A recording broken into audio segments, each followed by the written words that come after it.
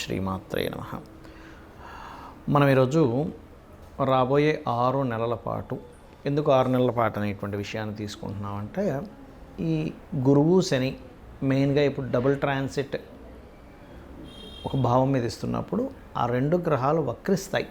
ఎప్పుడు వక్రించనున్నాయి అంటే జూలై మాసం నుంచి, ఆల్మోస్ట్ జూలై మిడిల్ నుంచి శని వక్రిస్తాడు. ఇప్పుడు మీన రాశిలో ఉండే శని వక్రిస్తాడు. దాని తర్వాత అక్టోబర్ మిడిల్ నుంచి ఆల్మోస్ట్ గురువు వక్రిస్తాడు.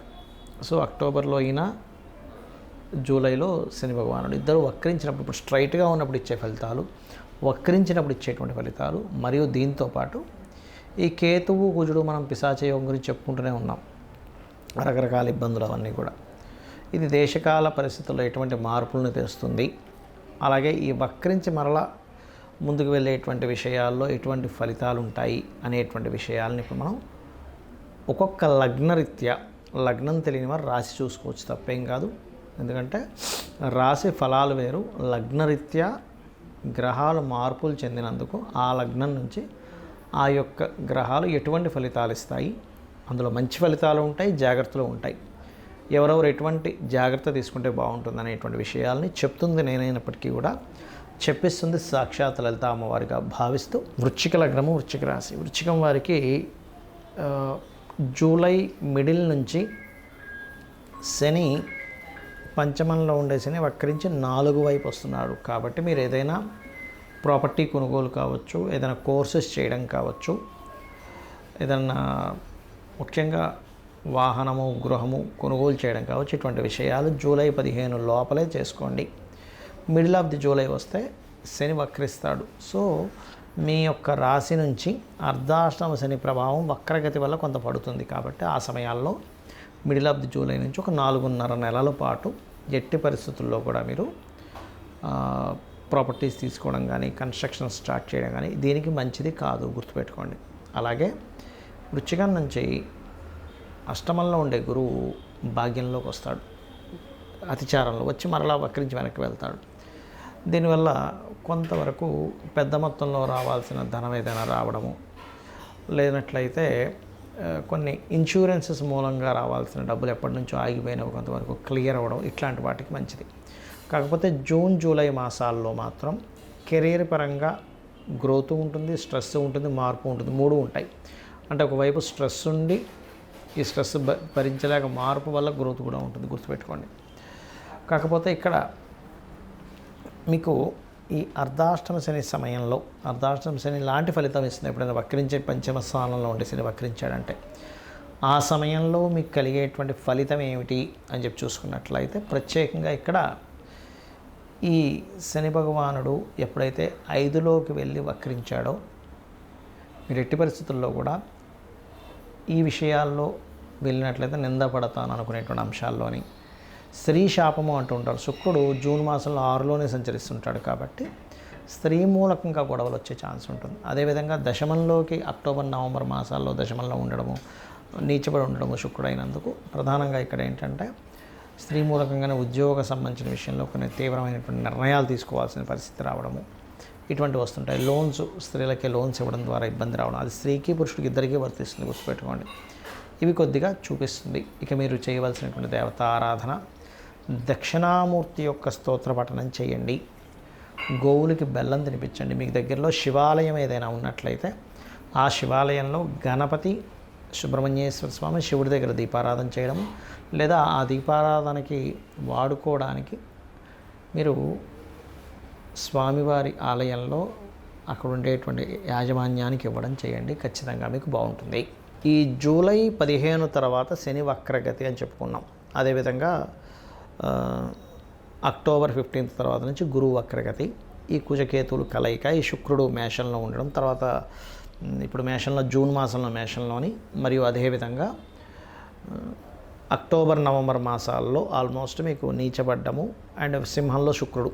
ఈ సమయాల్లో అసలు గోచారరీత్యా ఏమిటి అంటే, ఒకటి మొట్టమొదటిగా మీకు జరిగేవి ఏమిటి అంటే, ఎక్కువగా స్త్రీల పట్ల ఎక్కువగా మనకు చూడండి, ఒక్కోసారి మనం చాలా కేసెస్ చూస్తుంటాం, సామూహికంగా ఇట్లా చేశారని, స్త్రీలకు ఇట్లా అభద్రతాభావం, ఇట్లాంటివి మనం చూస్తూ ఉంటాం.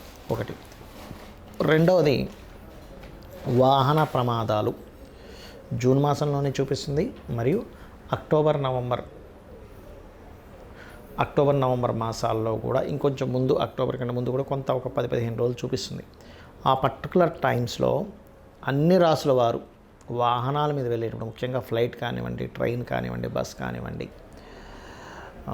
ఎలక్ట్రికల్ రిలేటెడ్ సంబంధించిన కొంతమంది ఇట్లా ఒక రోప్లాగా ఉండి ప్రయాణం చేస్తుంటారు. అట్లాంటి వాటిలో కానివ్వండి, ముఖ్యంగా ప్రయాణాల విషయంలో ఎందుకు చెప్తున్నాను ఈ మాట అంటే, ప్రయాణాలకి వాహనాలకి కారకుడు శుక్రుడు. కాబట్టి శుక్రుడు ఎప్పుడైతే మీకు మేషంలో ఉండి కుజకేతువులు కోణంలో ఉన్నా, లేదా కేతువు ఉన్నటువంటి ప్రదేశంలోకి శుక్రుడు వెళ్తున్నా, ఎందుకంటే కుజకేతువులు కేవలం 2 నెలలే ఉంటారు, జూన్ జూలైలోనే ఉంటారు. ఈ యొక్క పిశాచ యోగం జూన్ జూలై మాసంలోనే ఉంటుంది. దాని తర్వాత కుజుడు మన ఈ యొక్క కన్యారాశిలోకి, దాని తర్వాత ఈ యొక్క తులారాశిలోకి ఎంటర్ అవుతాడు. కాబట్టి జూను, అదేవిధంగా అక్టోబర్ నవంబర్ మాసాల్లో చాలా జాగ్రత్తగా ఉండాలి.